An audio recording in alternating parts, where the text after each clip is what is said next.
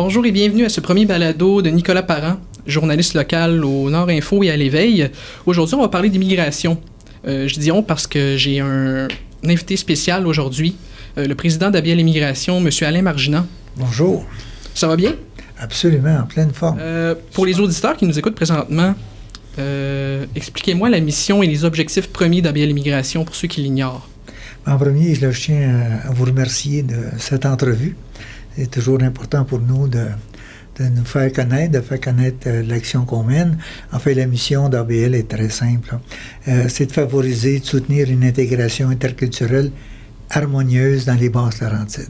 Donc, on vise la qualité de vie, on vise le partage puis l'intégration. D'accord. Qu'est-ce que ça veut dire ABL? En fait, comme on voit, là, c'est un triple A avec BL. Le triple A veut dire accès, accueil, action. Basse-Laurentide pour l'immigration. Donc, on s'est donné trois axes d'action. Donc, accueillir et soutenir les gens issus de l'immigration ou de la diversité sur le territoire. Dans un deuxième temps, de sensibiliser la communauté à l'apport de l'intégration et de l'immigration. Et dans un troisième lieu, de faire la promotion de notre belle région comme lieu d'accueil. Là, nous, on couvre les Basses-Laurentides. Ce qu'on définit comme Basses-Laurentides, c'est les deux MRC du Sud et la ville de Mirabel. Donc, MRC Thérèse de Blainville, c'est cette ville. Du même chose du côté de Deux-Montagnes, les 7 villes, ainsi que la ville de Mirabel. Donc, c'est le territoire, une partie de la couronne nord de Montréal, qui est notre territoire d'intervention. D'où ABL, BL, Basse-Laurentide. OK. Justement, vous m'avez parlé un peu de la mission et des objectifs premiers d'ABL Immigration. On va aller plus en profondeur à ce niveau-là. En ce qui concerne l'environnement de vie et le marché du travail, qui sont très importants. Comment ABL Immigration supporte les nouveaux arrivants à leur arrivée dans leur nouvel environnement de vie? En fait, on pense qu'on est dans une perspective, puis sans la juger, là, de la croissance du Montréal métropolitain. Il y a une question, une dynamique d'étalement urbain, qu'on soit d'accord ou pas d'accord. Là. Mais à partir de Montréal, à partir de Laval, la couronne nord, on se situe de plus en plus dans cette dynamique du Grand Montréal, ou du Montréal métropolitain, où il y a une intégration de plus en plus grande au niveau de l'emploi, entre autres, et au niveau de l'habitation. Donc, un peu comme le même phénomène qu'on retrouve au niveau des Québécois de souche, on va le dire comme ça. Donc, les gens vont de Montréal ou de Laval, finalement, immigrer ou se déplacer vers la couronne nord, que ce soit en termes d'habitation. Donc, il y a de plus en plus de gens qui habitent les Basses-Laurentides, qui travaillent à Laval, à Montréal, et vice-versa. Des gens qui habitent à Montréal, à Laval, et qui travaillent dans les Basses-Laurentides. Donc, notre objectif, nous, c'est de favoriser cet accueil, cette intégration-là au niveau des nouveaux arrivants. Puis, je vais vous donner juste une donnée statistique qui nous semble, nous, très parlante. C'est qu'au niveau de la commission scolaire Seigneurie des Mille-Îles, commission scolaire sur notre territoire, présentement, il y a près de 25% des enfants inscrits au primaire ou au secondaire qui sont d'immigration soit de première ou de deuxième génération. C'est-à-dire soit qu'ils sont nés à l'étranger ou qu'ils sont nés ici, mais que leurs parents sont nés à l'étranger. Donc, c'est près de 25%. C'est énorme et ça vient conditionner, finalement, l'ensemble des services publics, parapublics et notre stratégie d'intégration sur le territoire. D'accord. Justement, j'aimerais ça faire une petite parenthèse. En fait, c'est la ville de Mirabel qui a partagé les dernières statistiques pour faire un lien avec Mirabel, justement. C'est au niveau de la croissance démographique. La MRC de Mirabel, c'est celle qui a le plus haut taux de croissance démographique entre 2016 et 2019 dans toutes les MRC du Québec. J'imagine que l'immigration a un rôle à jouer là-dedans. On a... les Basses-Laurentides, on vit un phénomène très particulier. C'est vrai pour Mirabel, ce que vous dites. C'est vrai aussi pour, peut-être pas de façon aussi importante, mais presque aussi importante là, pour Blainville, pour Saint-Eustache, pour Deux-Montagnes, puis avec le REM qui s'en vient. Donc, on pense qu'on est dans ce processus d'étalement urbain. Il y a un certain nombre aussi d'entreprises qui sollicitent de plus en plus des travailleurs qui proviennent de l'étranger ou qui sont issus de l'immigration, mais qui habitent à Laval et à Montréal. Ça explique en partie aussi la quantité d'auto qu'il y a sur les routes et tout ça. Donc, l'idée de j'y travaille, j'y habite, je vais le dire comme ça, fait de plus en plus son chemin.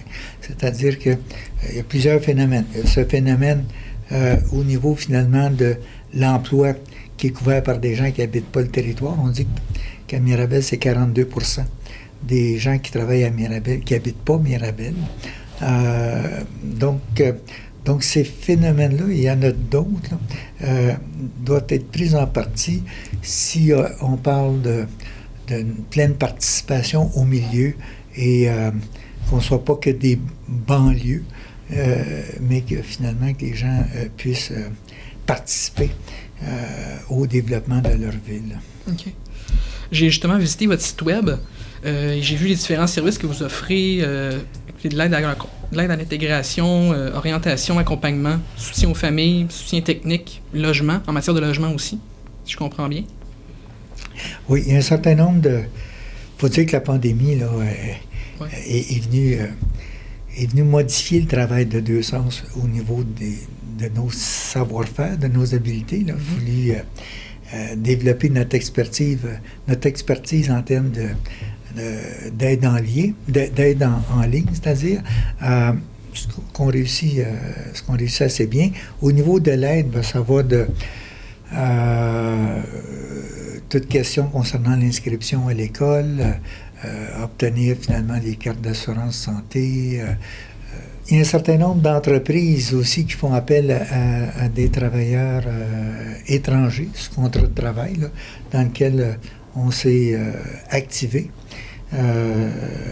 pour fournir un certain nombre de services. C'est ça aussi d'accompagnement ou de traduction. Ça fait partie de la réalité de notre territoire au niveau de moyennes et de grandes entreprises. On aura l'occasion d'en reparler. Mais aussi l'autre phénomène qui est arrivé, c'est que bien sûr, pour beaucoup de nouveaux arrivants, la pandémie, c'était aussi signe d'isolement. Oui. Et quand on n'a pas de famille, quand on n'a pas de réseau d'amis, c'était un petit peu c'est difficile. Et encore plus quand on maîtrise plus ou moins la langue. Donc, on a été fortement sollicité, on a fait, et encore, on fait beaucoup d'activités pour permettre de briser l'isolement que peuvent avoir certaines personnes. Donc, on organise des cafés-rencontres virtuels à différents thèmes, que ce soit de cuisine, de danse, peu importe, mais pour permettre aux gens d'échanger, et ça connaît un grand succès. Donc, désenclaver les personnes pour leur permettre là, d'échanger. Et en plus de ça, on a été un relais aussi, le ministère de l'Immigration en particulier, là, par rapport à la COVID, a produit beaucoup d'informations dans différentes langues, une quinzaine de langues. Là. Donc, on s'est efforcé d'offrir cette diffusion et le support à ces personnes-là. Donc, essentiellement, désenclaver les personnes, expliquer ce qu'il y en est, offrir un support, faire des liens. Et il y a eu de l'autre côté aussi là, du travail qui a été fait avec des centres d'hébergement pour femmes, pour citer le mi-temps, et d'autres activités particulières là, qui sont sur notre page Facebook. Donc, c'était un travail tout azimut là, depuis un an. Et je vais vous dire qu'on a fortement apprécié le support qu'on a eu des MRC et en particulier aussi, bien sûr, du ministère de l'Immigration du Québec. Vous avez un rôle à jouer en ce qui concerne la recherche d'emploi? l'orientation, les références, information et formation, intégration en entreprise également. Il y a beaucoup d'actions qui ont été faites. Tout est question de réseautage. Nous, à proprement parler, on n'a pas de mandat comme organisme là, au niveau de l'emploi. Okay. Par contre, on a eu à intervenir en périphérie des questions d'emploi au niveau de l'intégration de ces personnes-là dans le milieu, ou dans certains cas, des gens qui ont perdu leur emploi, qui étaient sous permis de travail et qu'on a aidé à relocaliser dans le cadre de nos partenariats, par exemple avec CIE Laurentide, là, qui était très actif. De notre côté, le travail est plus au-delà du travail, c'est l'intégration dans le milieu. Mm-hmm. Et on a pu mettre en place des activités de formation puis d'information pour des personnes qui venaient d'arriver et pour savoir comment ça fonctionne, que ce soit le transport en commun, l'alimentation, le chauffage des maisons, quoi faire, quoi pas faire, comment s'habiller, toutes les questions périphériques à l'emploi ont été abordées et par la suite, comment amener ces personnes-là à tisser des liens dans la communauté et non pas d'être isolés. Donc là, ça fait référence à la connaissance, à l'information qu'on peut diffuser de notre milieu. Okay. Puis là-dessus, Laurentide, Basse-Laurentide, Tourisme Basse-Laurentide a fait des choses importantes qu'on s'est empressé de diffuser. Et même avec le ministère des Affaires culturelles, j'en parle, oui. J'avance peut-être la question. Avec le ministère des Affaires culturelles, on a pu, avec nos 2 diffuseurs, Audicène du côté de Sainte-Thérèse, puis la petite église du côté de Saint-Eustache, on a pu finalement mettre en place des spectacles avec des artistes locaux de différentes communautés. Je vous invite à aller voir, là, mais qui permettaient finalement à ces contacts puis ces échanges avec la communauté, tout en faisant connaître nos producteurs. Initialement, c'était de faire connaître nos diffuseurs en proposant aux nouveaux arrivants des spectacles qui sont offerts, mais compte tenu de la situation, c'est nous-mêmes qui avons créé un spectacle et pour faire connaître finalement nos diffuseurs de culture. OK. Justement, en parlant d'événements, vous êtes adapté, comme vous disiez, avec la pandémie, mais c'est pas la première fois qu'on se voit, comme je l'ai dit auparavant. J'ai assisté à des conférences de presse que ABL Migration a organisées, des lancements, des événements. Je pense citer quelques-uns. Donc, un rassemblement annuel et multiculturel au Parc Olympia. Il y a eu une foire à l'emploi à Sainte-Thérèse en coalition avec une chambre de commerce. Sortie à la cabane à sucre en famille avec la CSSMI. Rassemblement culturel à la petite école jaune aussi. Je suis content de vous entendre citer nos activités. Et pendant la pandémie, on essaie d'être aussi créatif. Et dans cette continuité-là, je dois vous dire qu'à l'automne dernier, pour les cueillettes de pommes, par exemple, on a pu faire aussi des activités, un peu comme l'activité cabane à sucre, mais on l'a fait de façon distanciée, c'est-à-dire que on informait ou on a appuyé certaines familles à aller visiter ou les faire la cueillette de pommes, individuellement, fait par cellule de famille. Et après ça, on a fait des Zooms ensemble, collectifs, où chacun faisait part de son expérience. Donc, au lieu d'être tous ensemble sur le terrain, chaque famille est allée individuellement et ça nous a permis de faire ces rencontres Zoom par la suite où chacun donnait ses expériences. On travaille là-dessus présentement encore pour que dans quelques semaines, qu'on puisse réaliser aussi des activités concernant la cabane à sucre. mais ça demande toute l'imagination de pouvoir les réaliser dans le respect, finalement, des règles et des consignes. On devrait y arriver. Et je ne peux pas parler encore parce qu'on est en pleine de discussion de contenu. Mais donc, l'objectif, c'est toujours de faire connaître notre milieu, être un milieu d'accueil et en même temps, finalement, permettre à ces gens-là d'être moins isolés puis de pouvoir participer à leur communauté. On a eu aussi une rencontre de discussion avec M. le député, et on en prépare d'autres. Donc, toujours sur la formule Zoom, une rencontre avec des nouveaux arrivants ou des nouveaux résidents sur le territoire avec un invité. Et dans ce cas-là, c'était Luc Desilets qui nous a parlé de démocratie canadienne, structure de pouvoir. Donc, on le fait dans ce sens-là. On se prépare aussi à le faire avec des corps policiers pour mieux faire connaître, finalement, nos services. Et on s'aperçoit que les gens sont très intéressés parce que les formules sont peu engageantes. C'est pas un contrat dans le temps. Et l'exercice permet aussi de poser des questions, de le faire de façon très dynamique, donc sous forme de café-rencontre. Et ça connaît un grand succès, tout comme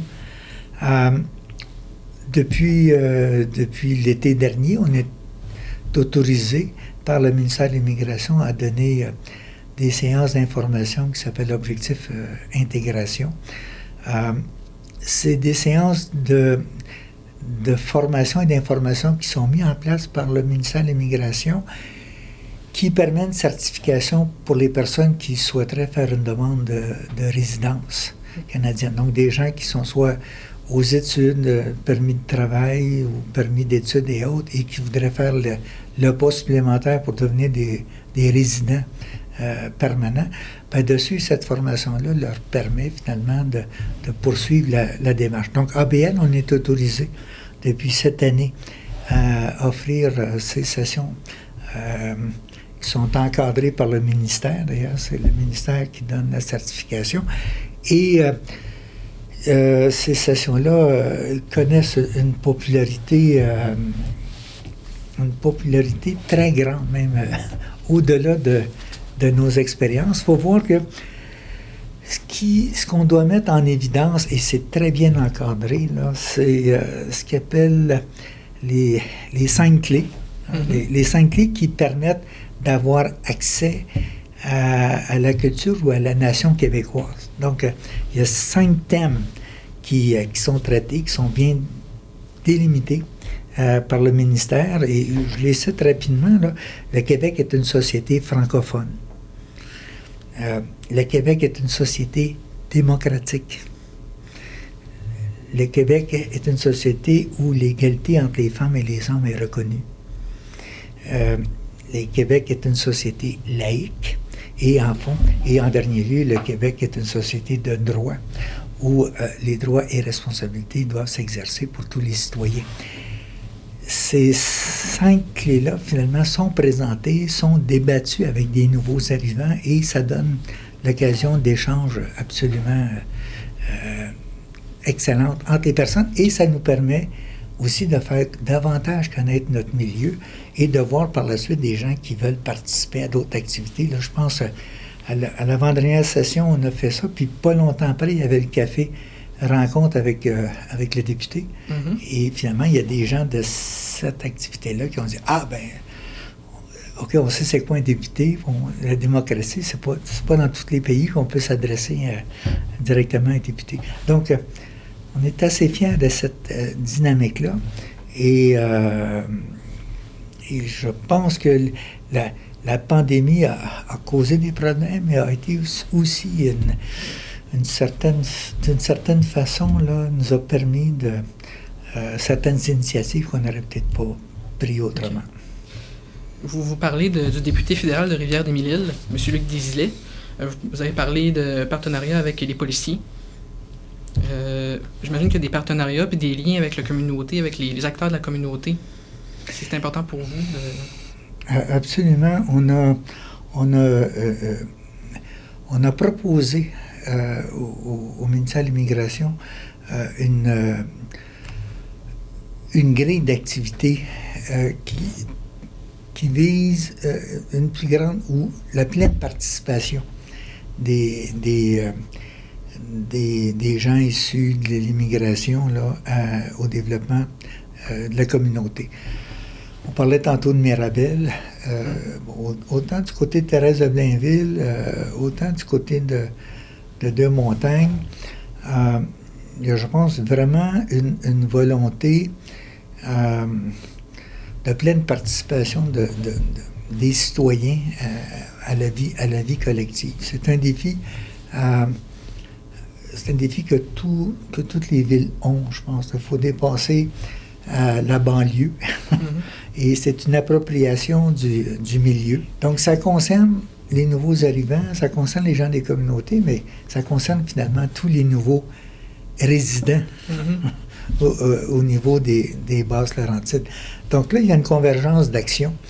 On le voit, par exemple, les villes, à chaque année, font des efforts importants pour accueillir les nouveaux résidents. On le voit à cause de la croissance démographique. Hein.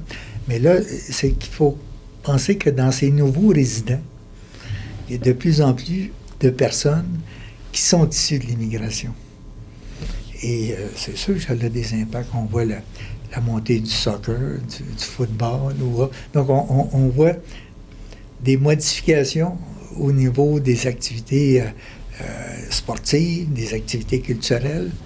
Ça va jusqu'au choix des livres dans les bibliothèques.